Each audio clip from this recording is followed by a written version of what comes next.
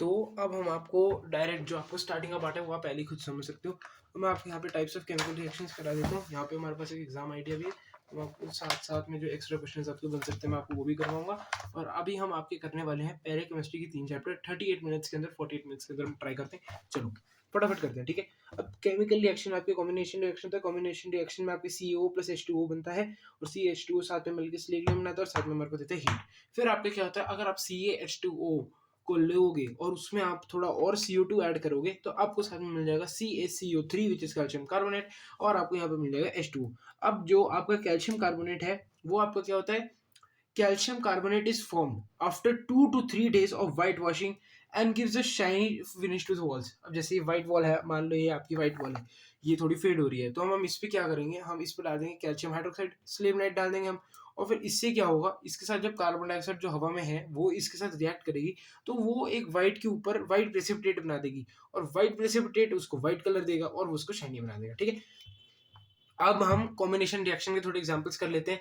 C plus O2 will give you CO2, very simple. Then we will talk about methane biogas वाला reaction जो होता है, वो उसमें आपको होता है मिथेन गैस को आप ऐड करते हो ऑक्सीजन में और वो आपको क्या देते हैं, वाटर और कार्बन डाइऑक्साइड देते हैं। Very easy, burning of natural gas, ठीक है।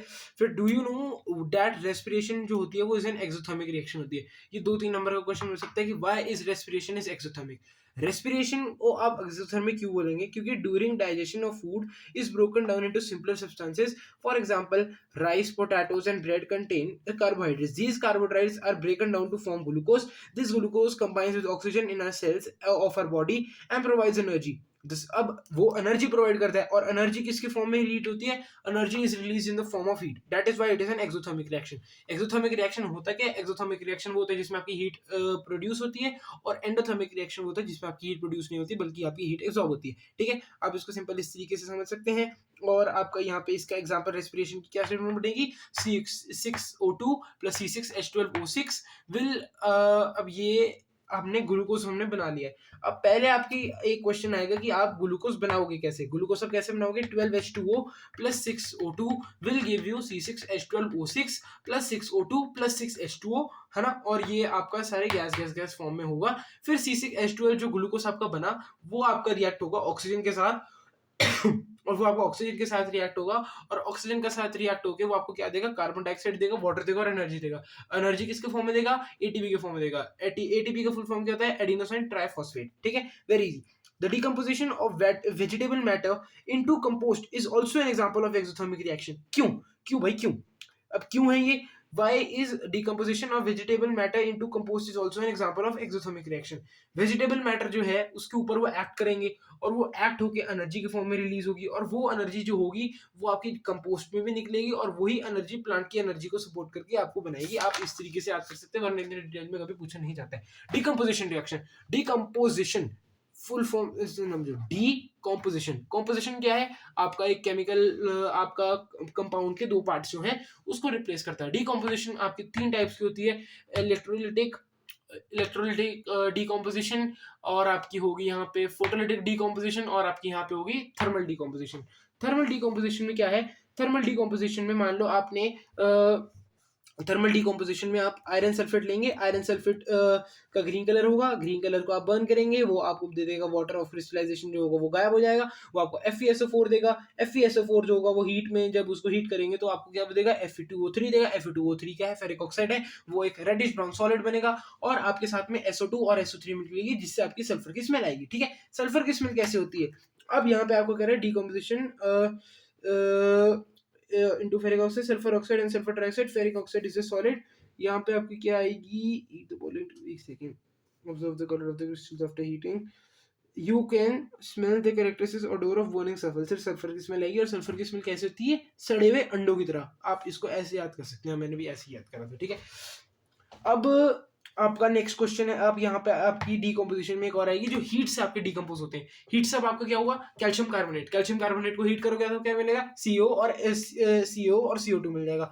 अब अगर आपको CO2 चेक करनी है कि CO2 कैसे निकल रही है, तो आप CO2 को लाइम वाटर के थ्रू पास करेंगे, और जब आप CO2 को लाइम वाटर के थ्रू पास करेंगे तो आपको वहां पे कैल्शियम कार्बोनेट की फॉर्मेशन दिखने को मिल जाएगी, ठीक है। Very easy. अब आपका यहाँ पे हम आपका आएगा एक और रिएक्शन आपका आएगा, लेड नाइट्रेट जो है 2 PbNO3 ट्वाइस, वो आपका हीट जब होगा तो आपको लेड ऑक्साइड मिलेगा। लेड ऑक्साइड जो होगा वो आपका येलो कलर का होगा और लेड नाइट्रेट जो है वो व्हाइट कलर का है, और आपको साथ में क्या मिलेगा, नाइट्रोजन डाइऑक्साइड मिलेगा।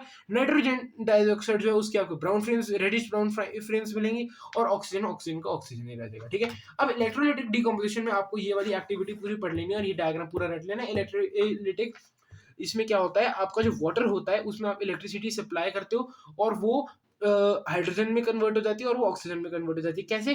प्लास्टिक मग में अगर आप लेंगे और आप एनोड और कैथोड से इसमें ऐसे टेस्ट ट्यूब्स आप ग्रेफाइट वगैरह अटैच कर दोगे, तो उसमें क्या होगा, जब इलेक्ट्रिसिटी लगाओगे तो एनोड साइड पे क्या है, अब आप कैसे लिखते हैं, एच प्लस लिखते हैं आप, है ना।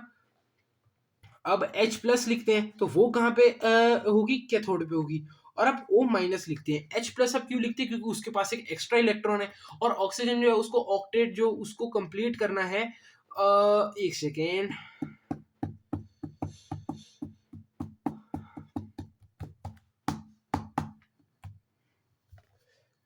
आपकी ऑक्सीजन जो हो रही है वो आपकी एनोड पे हो रही है, तो आपकी O माइनस होगा और आपका H प्लस होगा। ठीक है,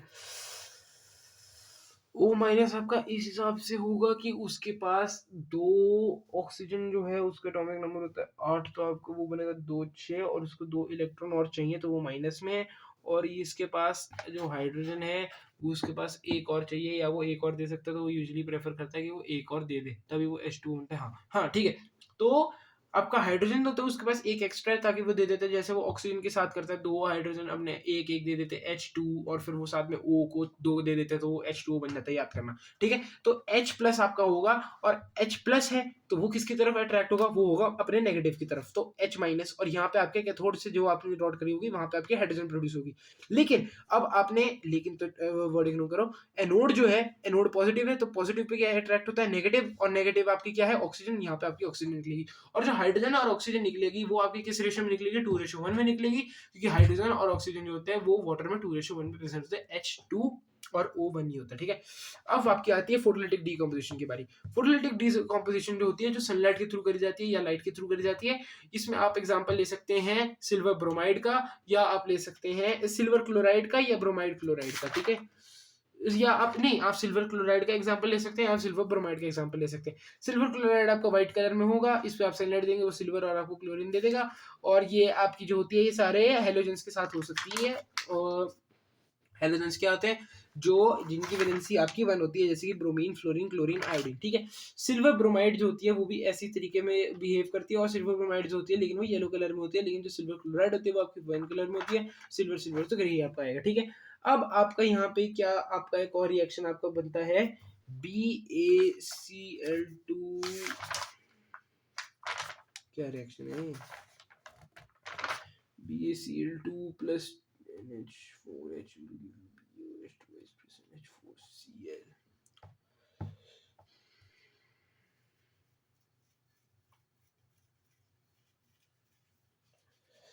इग्नोर इग्नोर इग्नोर, ठीक है, ये अभी हम एंड में आपको करके देंगे।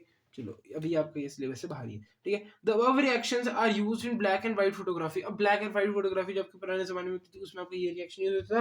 What form of energy is causing the decomposition, we have seen that the decomposition अब carrying out of the following activity, take 2 barium hydroxide in the test tube and add 1 gram of ammonium chloride and mix with the help of a glass rod, touch the bottom of the test tube, what do you feel, it is this an exothermic or endothermic reaction। ये आपका exothermic reaction होगा क्योंकि इसमें heat release हो रही है, simple, और वो आप ध्यान कर सकते हैं क्यों हो रही है। ठीक है, अब आपका टाइम 30 मिनट बचा है, आपके 5 मिनट में चैप्टर खत्म होने वाला है। Solution of a substance x is used for white washing, ये क्वेश्चन सब खुद कर सकते हैं, मैं नहीं कराऊंगा ये। फिर आपका डिस्प्लेसमेंट रिएक्शन है, डिस्प्लेसमेंट रिएक्शन कुछ भी नहीं है, खुद पढ़ सकते हैं, और आपको लेकिन सीरीज आपको याद करनी जरूरी है। और फिर उसके बाद आपका डबल डिस्प्लेसमेंट रिएक्शन, इसमें 2 बार डिस्प्लेसमेंट हो रही है, जैसे कि Na2SO4 जो है, और उसमें बेरियम क्लोराइड ऐड करते हैं तो NaSO4 हो जाए, वो आपका NaCl ट्वाइस हो जाएगा, मतलब 2NaCl हो जाएगा, और वो आपका BaSO4 हो जाएगा। ठीक है, क्यों हो जाएगा BaSO4, क्योंकि SO4 ने इसको 2 दिया, मतलब इसकी वैलेंसी 2 है, और Cl2 को 2 कहाँ से मिला, बेरियम से, तो मतलब इसकी दोनों की वैलेंसी 2 है, तो BaSO4 प्लस NaCl और बेरियम सल्फेट की आपकी व्हाइट प्रेसिपिटेट बनेगा। ठीक है, what causes this precipitate of pointless चीजें। अब आपकी आती है ऑक्सीडेशन और रिडक्शन। कोरोजन और रैंसिडिटी मैं नहीं कराऊंगा, इसकी आप इक्वेशन में आपको बता दूंगा, ग्रीन कोटिंग ऑफ कॉपर की और ये वगैरह। ऑक्सीडेशन रिएक्शन, जिस रिएक्शन में जैसे मान लो Cu plus O2 is equal to CuO, balance नहीं है, मैं भी ऐसे समझा रहा हूँ। तो CuO बनाना, तो CuO जो है वो आपका हो जाएगा ऑक्सीडाइज, ठीक है। अब ऐसे इसको हम एक और रिएक्शंस में ले सकते हैं। और O2 जो है वो भी आपका O2 जो है, अब रिडक्शन ऑक्सीडेशन होती है जिसमें आपका हाइड्रोजन का गेन, जिसमें आपका ऑक्सीजन का गेन होता है या आपका हाइड्रोजन लूज होता है। और रिडक्शन क्या होती है, जिसमें आपके हाइड्रोजन का गेन होता है और आपका ऑक्सीडेशन जो है वो लूज होता है, ठीक है। अब आपको यहाँ पे एक रिएक्शन कराते हैं, ZnO plus C will give Zn plus CO। तो अब इसमें ZnO में से ऑक्सीजन निकल गया, तो मतलब ये क्या हुआ, ये हुआ रिड्यूस, क्योंकि लूज ऑफ ऑक्सीजन या गेन ऑफ हाइड्रोजन, ठीक है। अब C जो है उसमें आपको ऑक्सीडाइज हुआ, तो C गेन ऑफ ऑक्सीजन। अब MnO2 plus star HCl will give MnCl2 plus H2O plus Cl। अब MnO2 जो है वो आपका MnCl2 बन गया, मतलब ये हो गया रिड्यूस। और इसमें अब आपको क्वेश्चन आता है ऑक्सीडाइजिंग एजेंट्स का और रिड्यूसिंग एजेंट्स का। अब इसमें जो चीज आपकी ऑक्सीडाइज हो रही होती है वो आपकी रिड्यूसिंग एजेंट होती है। क्यों? क्योंकि वो ऑक्सीडाइज कहाँ से हो रही है, दूसरी चीज का छीन के हो रही है ना, तो वो रिड्यूसिंग एजेंट होगा, ठीक है। अब इसमें आपको बस बाकी आपका इतना सा ही काम है। और आपका एक और रिएक्शन, अब ये तो मैंने आपको पहले करा दिया था, लेड नाइट्रेट में अगर आप बस हाँ। और एसिडिटी क्या होती है, when fats and oils are oxidized they become rancid and smell and their taste change, ठीक है। और रिडक्शन और corrosion क्या होती है, जिसमें एटमॉस्फेरिक गैसेज जो होती है वो एक मेटल के ऊपर एक्ट करना शुरू कर देती है and start heating up the metal, this is called corrosion। आपका ये वाला चैप्टर पूरा खत्म हो चुका, कितने देर में हुआ, 10 मिनट में खत्म हुआ। ऐसी रैपिड स्पीड बेटा आपको बोर्ड्स क्लियर बना के रख ली, तभी आपका चैप्टर पूरा खत्म होगा। अब acids bases and salts, very easy chapter, कुछ भी नहीं है इसमें। आपको मेन इक्वेशंस में आपको करा देता हूँ, acid plus metal is equal to salt plus hydrogen gas. और अगर आप एक सोडियम कार्बोनेट लेंगे या एक मेटल कार्बोनेट लेंगे और उसमें अगर आप एसिड ऐड करेंगे तो वो आपको क्या देगा, वो आपको मेटल सॉल्ट देगा, आपको वाटर देगा और आपको कार्बन डाइऑक्साइड देगा, ठीक है। Metal carbonate, metal hydrogen carbonate में एसिड डालोगे और अगर इसमें आप बेस डालोगे तो आपको कोई रिएक्शन नहीं मिलेगा, ठीक है। और अगर आप बेस और एसिड को साथ में मिला दोगे तो आपको क्या मिलेगा, सॉल्ट प्लस वाटर। लेकिन अगर आप एसिड और मेटल को मिलाओगे तो आपको क्या मिलेगा, वो। अब मेटल के हिसाब से आपकी क्या समझते हैं, मेटल एसिड के साथ रिएक्ट होता है तो मेटल भी एसिड ही होता होगा, लेकिन मेटल एसिड के साथ रिएक्ट करता है तो एसिड के साथ क्या रिएक्ट करता है, एसिड के साथ बेस रिएक्ट करता है, तो मेटल क्या हुआ, बेस। और बेस जो है मेटल एसिड के साथ रिएक्ट करता है, तो लेकिन तो मेटल क्या हुआ, बेस। और जो आपका एसिड हुआ वो आपका क्या होगा, मेटल, रुक जाओ, मेटल ऑक्साइड जो आपकी होगी प्लस एसिड, मेटल ऑक्साइड आपकी बेस की तरह एक्ट करेगी, बस आपको इतना ही। और जो नॉन मेटल है वो आपकी बेस की तरह एक्ट, वो आपके एसिड की तरह एक्ट करेंगे। नॉन मेटल बेस की तरह एक्ट करेंगे, उसमें मैं आपको क्या एग्जांपल दूं। नॉन मेटल हम ले लेते हैं सल्फर, और सल्फर SO2। और SO2 को हमने किससे रिएक्ट करना है, नॉन मेटल जो होते हैं वो आपके एसिड होते हैं, तो SO2 plus NaOH, SO2 plus NaOH हम आपको करा देते हैं, तो वो आपको क्या देगा, SO2 प्लस NaOH, तो वो आपको यहाँ पे एग्जांपल अभी दिया होगा।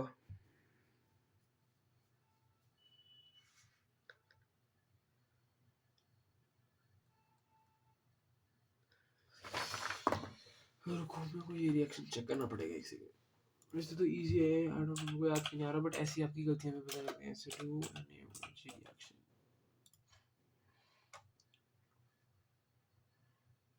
अच्छा हाँ ये थोड़ा कॉम्प्लिकेटेड रिएक्शन है ना।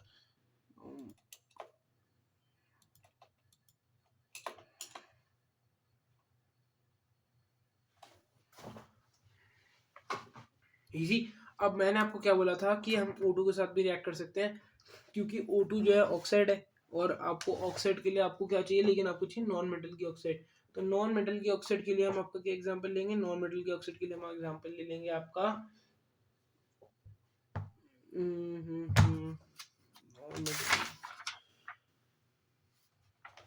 कैल्शियम हाइड्रोक्साइड, कार्बन डाइऑक्साइड,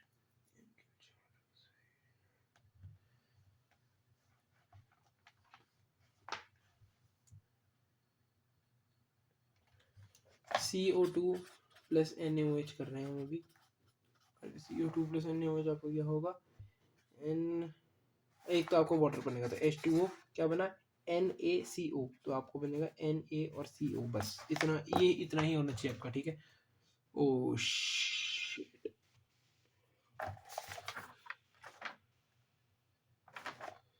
यहाँ पे नहीं करना था।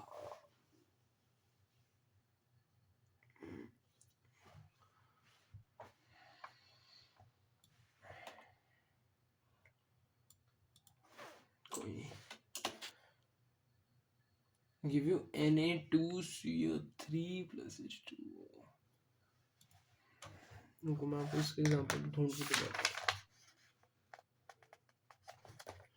हूँ। हम ऐसे चैप्टर में आ चुके हैं ना, एक मिनट।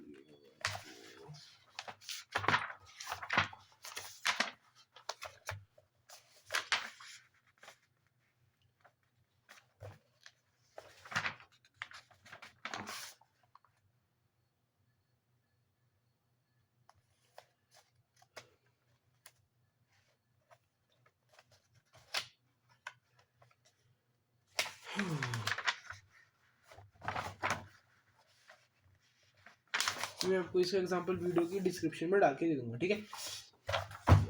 चलो अब आपका क्या है, what do all acids and bases have in common, ठीक है। अब ऑल एसिड्स और बेसिड्स के बीच में कॉमन क्या है कि दोनों इलेक्ट्रिसिटी जो होते हैं वो करते हैं प्रोड्यूस। अब कौन कौन से जो होते हैं वो इलेक्ट्रिसिटी प्रोड्यूस नहीं करते, आपके कौन से जो होते हैं वो इलेक्ट्रिसिटी प्रोड्यूस नहीं करते, जो जिनके अंदर कैपेबिलिटी ना हो कि वो अपने अंदर से H आयन जो है, H ion S cation and anion जो है, H केटायन जो है वो उनको सेपरेट ना कर पाए, ठीक है। क्योंकि अब मैं आपको यहाँ पे सिंपल सी बात बताता हूँ, मान लो यहाँ पे हमने इलेक्ट्रिसिटी डाल दी है, इसके अब हमने HCl डाला है, HCl के अंदर कैपेबिलिटी है कि वो अपना H आयन जो है वो डिसोसिएट वाटर के अंदर कर सके, ठीक है। लेकिन आपके जो आपका क्या बोलते हैं वाटर डिसोसिएट कर सके, लेकिन आपका जो ग्लूकोज है, मान लो आपने ग्लूकोज लिया या आपने अल्कोहल लिया है या आपने कुछ भी लिया है, जैसे हमने मान लो हमने यहाँ पे CH3COH एसिटिक एसिड ले लिया, तो उसके अंदर ये कैपेबिलिटी नहीं है कि वो अपना H आयन जो है वो वाटर में डिसोसिएट कर सके। तो इससे क्या होगा, इलेक्ट्रिसिटी कंडक्ट नहीं होगी। और इलेक्ट्रिसिटी क्यों कंडक्ट नहीं होगी, क्योंकि इलेक्ट्रिसिटी एसिड्स में कन्वर्ट हो जाती है, लेकिन इलेक्ट्रिसिटी को कन्वर्ट होने के लिए H आयन चाहिए, और H आयन तो उसके पास है ही नहीं, ठीक है।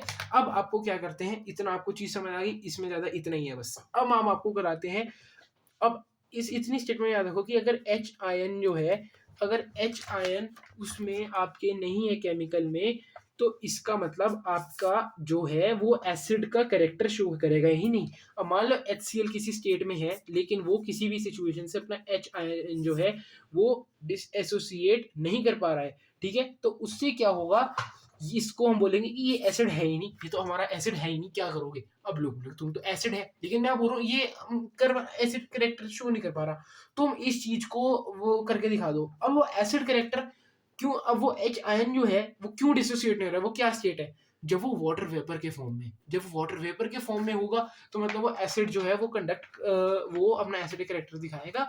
अब हम इसके लिए आपको ये एक्टिविटी दिखाते हैं। अब हमने एक टेस्ट ट्यूब ली, सोडियम क्लोराइड रखा और उसके अंदर हमने H2SO4 डाल दिया। अब अब HCl जो है, अब इसमें हमने क्या करा, NaCl प्लस हमने H2SO4 करा, तो इस रिएक्शन के हिसाब से हमारे को Na2SO4 और 2 HCl मिलना चाहिए, ठीक है। अब NaCl plus H2SO4 is equal to Na2SO4 plus HCl, ठीक है। अब HCl जो है वो आपको ऑब्वियसली गैस फॉर्म में रिलीज होगा, ठीक है। अब मैं यहाँ पे जहाँ पे मेरा HCl, मान लो ये मेरा रिएक्शन है, ये मेरी टेस्ट ट्यूब है, और मेरी यहाँ से HCl जो है वो मेरा भाप के फॉर्म में निकल रहा है, और ये मेरा ब्लू लिटमस पेपर है। अब यहाँ पे मैंने ब्लू लिटमस पेपर अगर एसिड के पास आएगा, HCl के पास आएगा, तो वो रेड हो जाएगा, लेकिन ये रेड हो ही नहीं रहा है। क्यों नहीं हो रहा है, क्योंकि वो एसिड कैरेक्टर शो नहीं कर पा रहा। क्यों, क्योंकि वो वाटर फॉर्म में नहीं है। अब मैंने सिंपली यहाँ पे क्या करा, मैं इसको पानी में डुबो के ले आया और मैं तब लाया।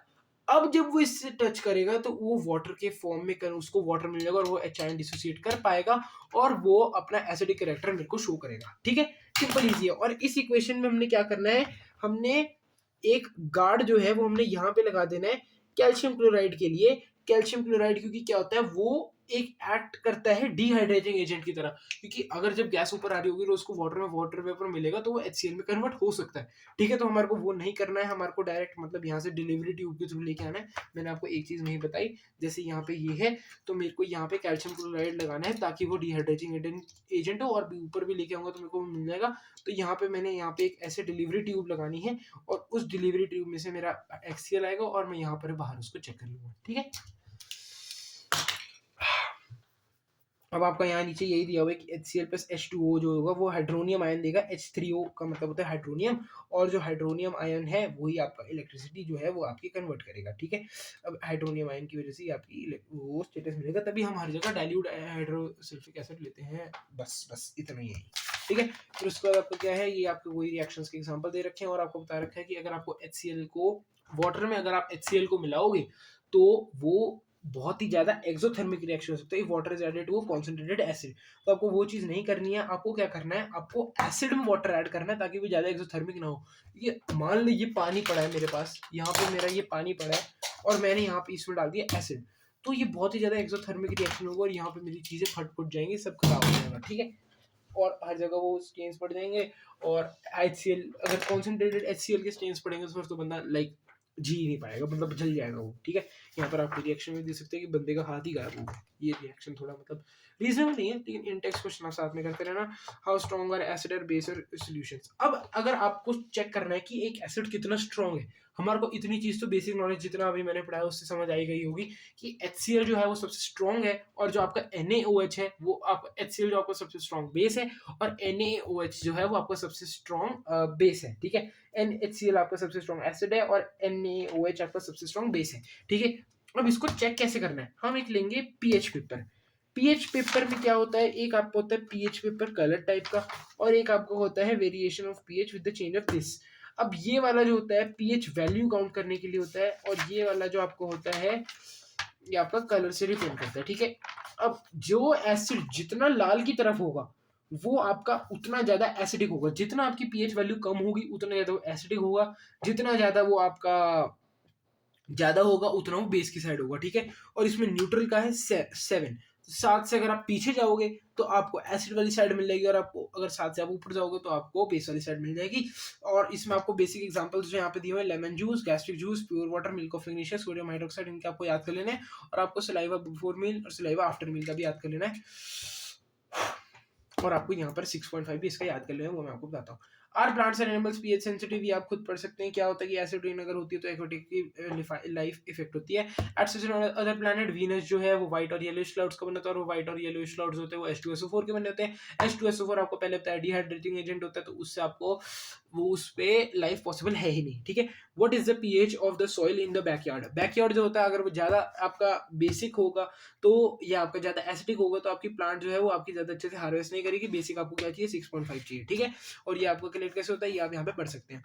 डाइजेस्टिव सिस्टम आपने लाइफ प्रोसेस वाले चैप्टर में पढ़ा था कि यहाँ पे आपका पेट जो है उसमें आपके एसिड रिलीज होता है, और अगर आपका ज्यादा एसिड रिलीज हो जाएगा तो आपके पेट में एसिडिटी हो जाएगी, और एसिडिटी हो जाएगी तो आप क्या लोगे, न्यूट्रलाइज करोगे, और न्यूट्रलाइज करने के लिए आप क्या लोगे, बेस लोगे। बेस आप कौन सा लोगे, माइल्ड लोगे। सोडियम हाइड्रोक्साइड तो ले नहीं लोगे कि अगर आपको शरीर जलने का शौक नहीं है अपने, तो आप उसमें magnesium hydroxide, milk of magnesium लोगे। और अगर आप किसी वो एंटासिड लोगे, एंटासिड मतलब जो एसिडिटी को कम करते हैं, जो आपका आता है डाइजीन आता है शायद, हाँ डाइजीन के अगर आप पीछे अगर आपके घर में पड़ा तो आप चेक करोगे पीछे उसमें मैग्नीशियम हाइड्रोक्साइड जरूर दिया होगा, ब्रैकेट में मिल्क ऑफ मैग्नीशिया भी लिखा होगा। ठीक है, pH change as the cause of tooth दिखे। अब जो हमारा टीथ बने होते हैं वो किसके बने होते हैं, कैल्शियम हाइड्रोक्सी एपेटीट। ठीक है, इससे हमारे जो होते हैं वो हमारे टीथ बने होते हैं, और ये होता है क्रिस्टलाइन फॉर्म किसका होता है, कैल्शियम फॉस्फेट का होता है। अब इसमें आपका क्या होता है, ये बॉडी का नेचुरल सब्सटेंस है, ये टूटता नहीं है लेकिन ये इरोड हो जाता है अगर आपका जो मुंह है वो उसका पीएच आपका 5.5 से कम है।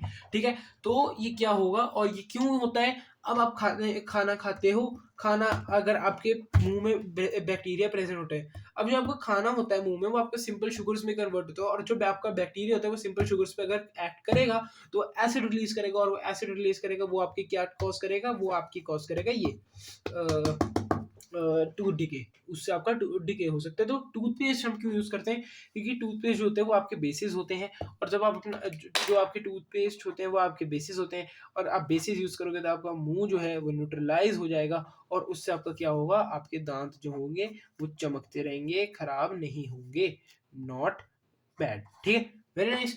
अब इसका फॉर्मूला क्या होता है ये आपको याद करने की कोई जरूरत नहीं है। इसका वैसे फॉर्मूला होता है CA3PO4 ट्वाइस कैल्शियम हाइड्रोक्सीप्रीड का, लेकिन ये रहने दो, ये आपको याद करने की कोई जरूरत नहीं है, ठीक है। Self defence by animals and plants through chemical warfare, और ठीक है।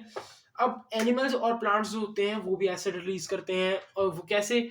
मान लो आप किसी बी से स्टंग हुए हो या आप किसी एंट से हुए हो, तो उनमें होता है आपका नेटल नेटल नेटल एसिड होता है उसमें, ठीक है। यहाँ पे एक बार चेक कर देता हूँ। एंट स्टिंग में नहीं, एंट स्टिंग में आपको होता है मेथनोइक, और आपका नेटल स्टिंग में होता है मेथनोइक। सॉरी, गलत हो गया मेरे से। अब आपका मेथनोइक एसिड जो होता है वो आपको बर्न्स कॉज करता है, और उसकी वजह से वो भाग जाता है, और आप खुद को बचाते रहते हो, और वो तब तक वहां से भाग भी जाता है, ठीक है। तो इसमें क्या हुआ, हनी बी जो है, तो bee sting leaves an acid which causes pain, use of a mild base. अब आपको एसिड हुआ है, तो आपको पता है, अगर आपने ये चैप्टर पढ़ा हुआ है कि ये मेरे को यहाँ पे एसिड हुआ है तो मेरे को ये न्यूट्रलाइज करना पड़ेगा, तो आप यहाँ पे क्या लगाओगे, बेकिंग सोडा लगाओगे। और अगर आपके पास कुछ भी नहीं है तो फिर आप यहाँ पे कोई भी बेसिक चीज आप यहाँ पे डाइजीन भी लगा दो, क्यों, क्या है उसमें, मिल्क ऑफ मैग्नीशिया तो है ना उसमें। तो ठीक है, use of a mild base like baking soda on the sting area gives relief. Stinging hair of nettle leaves मतलब बिच्छू बूटी, और बिच्छू बूटी के साथ आपके क्या होता है, डॉग प्लांट यूजुअली लगा होता है। डॉग प्लांट क्या होता है, वो बेसिक होता है। तो नेचर ने खुद रेमेडी बनाई है कि अगर आप यहाँ से लड़ रहे हो तो वहां से बच भी सकते हो, ठीक है। सॉल्ट सॉल्ट क्या होता है, स्ट्रॉन्ग सॉल्ट जो होते हैं उनकी पीएच जो होती है वो स्वाद से बहुत नीचे की साइड होती है। स्ट्रॉन्ग सॉल्ट आप जो आपके बनते हैं वो मैं आपको नोट से करवा दूंगा अभी बाद में, वो आपको डिस्क्रिप्शन में आपको लिंक मिल जाएगा उसका। और बस सॉल्ट्स के बारे में मैं ज़्यादा भी नहीं बताऊंगा, वो आपको नोट से समझ आ जाएगा। अब सॉल्ट जो होता है, अब आपकी यहाँ पे क्लोरलकली प्रोसेस आ जाती है। क्लोरलकली प्रोसेस से आपकी ये आ जाते हैं। क्लोरलकली प्रोसेस की इक्वेशन क्या होती है, ब्राइन डलता है, ब्राइन का होता है NaCl+2H2O, और वो आपको क्या देता है, NaOH+Cl2+H2O, ठीक है। फिर आपका ब्लीचिंग पाउडर लगता है इसमें। ब्लीचिंग पाउडर क्या कैसे बनता है, अब आपका जो क्लोरीन रिलीज होता है वो आपका एक्ट करता है CaO के साथ, और आपका CaO OH2 के साथ रिएक्ट करता है, और फिर आपको क्या मिलता है, COCl2 मिलता है प्लस H2O मिलता है, और इसका क्या होता है, calcium oxychloride. Calcium oxychloride calcium oxychloride, और ये आपको ब्लीचिंग पाउडर देता है। ब्लीचिंग पाउडर जब ये आपको देता है तो उससे आपका क्या होता है, ब्लीचिंग पाउडर किस किस यूज में होता है, वुड पल्प को ब्लीच करने के लिए काम आता है। कॉटन और लिनन को ब्लीच करने के लिए काम आता है। ऑक्सीडाइजिंग एजेंट काम करता है इन फैक्ट्रीज। और ये आपका कभी कभी वाटर को ड्रिंकिंग से जर्म्स फ्री करने के लिए भी काम आता है, ठीक है। फिर आपका बेकिंग सोडा को फॉर्मूला होता है sodium hydrogen carbonate. It is used in our homes to make crispy pakoras वगैरह शिट, ये मेरे को याद है, एनसीईआरटी में लाइन है। और फिर इसकी आपकी इक्वेशन बनती है NaCl+H2O+CO2+NH3 which will give you NH4Cl plus which will give you NaHCO3, और NaHCO3 से आपको सोडियम हाइड्रोजन कार्बोनेट मिल जाएगा। अब इसके यूजेस क्या हैं, सोडियम हाइड्रोजन कार्बोनेट को जब आप हीट करते हो किसी एसिड के साथ, माइल्ड एसिड के साथ, जैसे कि टार्टरिक एसिड हो गया, तो उससे वो एक H+ आयन ले लेता है एसिड से, और वो फिर NaHCO3+H- आपको क्या देता है, वो आपको देता है CO2+H2O plus sodium salt of any acid. उस एसिड का वो आपको सोडियम सॉल्ट देगा, और उस एसिड्स के अब इसमें क्या होगा, बेकिंग पाउडर बन जाएगा इसमें। और बेकिंग पाउडर का क्या फॉर्म है, अब इसमें जब आप CO2 जो आपकी रिलीज होगी वो आपके केक को फ्लफ करने के काम आएगी। वो पहले नॉर्मल होता है, फिर वो फ्लफी फ्लफी हो जाता है ना, तो वो बीच में एयर गैप्स होते हैं, वो आपका CO2 होता है, ठीक है। अब सोडियम हाइड्रोजन कार्बोनेट जो है वो एंटी एसिड्स में भी यूज होता है, जैसे आपको मैंने मैग्नीशियम हाइड्रोक्साइड में करवाया। और फिर आपको it is also used in soda acid fire extinguishers. Acid यहाँ पे पड़ा हुआ है, ऊपर से बेस आएगा, रिएक्शन होगा, बूम, कार्बन डाइऑक्साइड निकलेगी, आप उसको कार्बन डाइऑक्साइड को फायर को बंद करने के लिए ये काम कर सकते हो, ठीक है। वॉशिंग सोडा क्या है, सोडियम कार्बोनेट। सोडियम कार्बोनेट आपको कहाँ से निकला, Na sodium carbonate sodium chloride से मिलता है आपको। NaCl वगैरह उसका आप खुद कर सकते हैं। और Na2CO, इसका यहाँ पे क्वेश्चन बन सकता है, how to form sodium carbonate, how to form sodium carbonate from NaCl। Board का क्वेश्चन नहीं बन सकता है, मेरे दिमाग में आ रहा है और ये मेरे को भी नहीं आता अभी, तो मैं ये कर लूँगा खुद।